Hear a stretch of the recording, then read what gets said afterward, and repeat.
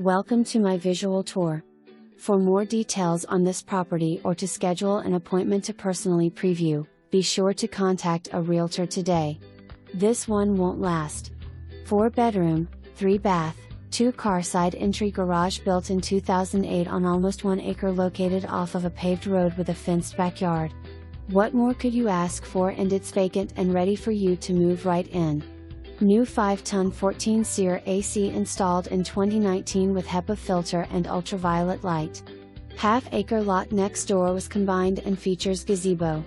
Offers a great opportunity for buyer to ask the county to split to allow a second home built next door for the extended family.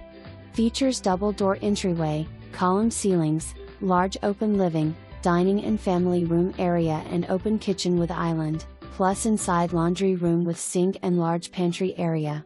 Master suite with garden tub and screened lanai. Lots of privacy but close to hospitals and shopping via Veterans Hwy and US 19 for quick commute and only about 15 minutes to Gulf of Mexico. Seller offering $7,000 flooring/paint allowance with acceptable offer.